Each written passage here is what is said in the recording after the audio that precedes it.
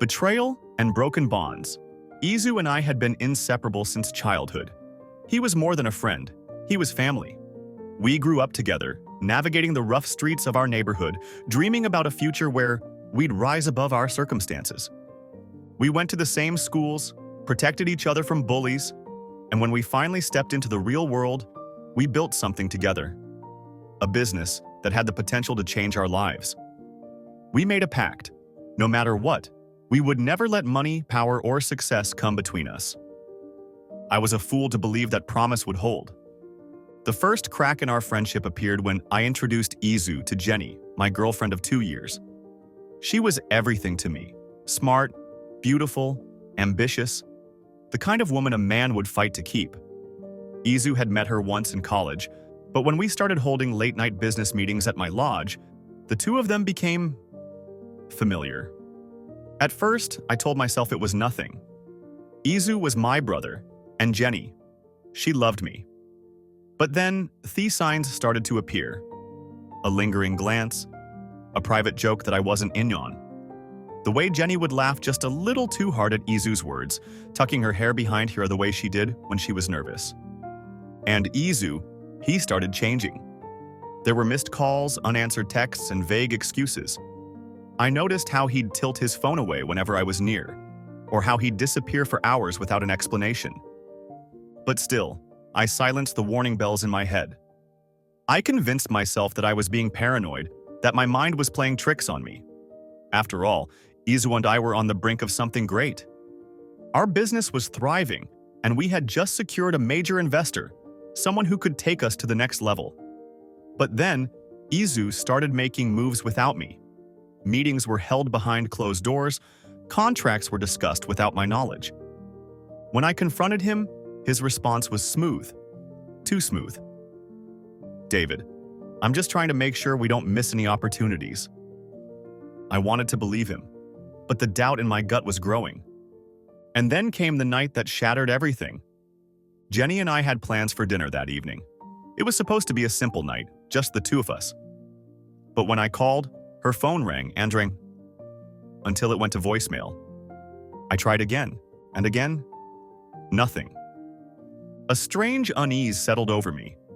Jenny never ignored my calls. Then, an instinct I couldn't ignore took over. I called Izu, straight to voicemail. My heart pounded. The sick feeling in my stomach twisted tighter. I didn't want to believe it, but something was off, terribly off. I got in my car and drove straight to Jenny's lodge. The streets were eerily quiet as I pulled up to her building. I climbed the stairs 2 at a time, my pulse thudding in my ears. The moment I reached her door, I hesitated. Something inside me whispered, "Don't do this." But I had to. I turned the handle, unlocked. I pushed the door open, and then I heard it. The unmistakable sound of hushed whispers, the rustling of sheets, the quiet laughter that turned my blood to ice. I stepped forward, each movement slow and deliberate, as though I was giving them one last chance to prove me wrong. But when I reached the bedroom and pushed the door open, my world crumbled. There they were, Jenny, Izu, tangled together in the bed I had bought for her. The air was thick with silence. Jenny's eyes went wide, her face draining of color. She clutched the sheets to her chest. Izu scrambled to his feet, panic flashing across his face. "David!" he started, but I had already moved. My fist collided with his jaw, the force sending him staggering backward. He barely had time to react before I grabbed him by the collar, shoving him against the wall. "How long?" My voice was eerily calm, but inside, I was burning. Jenny whimpered. Izu wiped his bleeding lip, and then he smirked. "This wasn't a one-time thing," he admitted. "It's been happening for months." Months. The word echoed in my head like a curse. I let go of him. Without another word, I walked out. But the betrayal wasn't over. The next morning, my phone rang. It was our investor. "David, I have to pull out of the deal. Izu told me about the legal issues. Your company isn't stable." Legal issues? There were no legal issues. Heart racing, I checked our business accounts. My stomach dropped.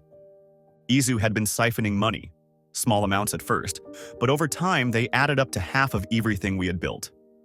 I tried calling him, but his number had been disconnected. He was gone. He had planned this.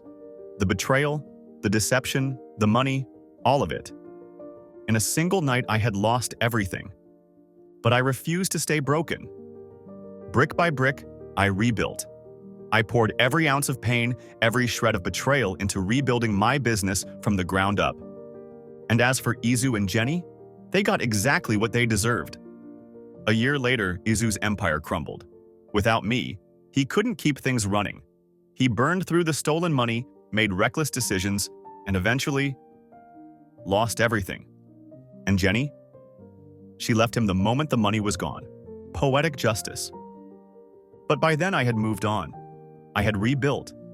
Stronger, wiser, unstoppable. And I had learned the most important lesson of my life. Sometimes the ones closest to you are the ones who will destroy you the most. But betrayal? Betrayal only makes you stronger.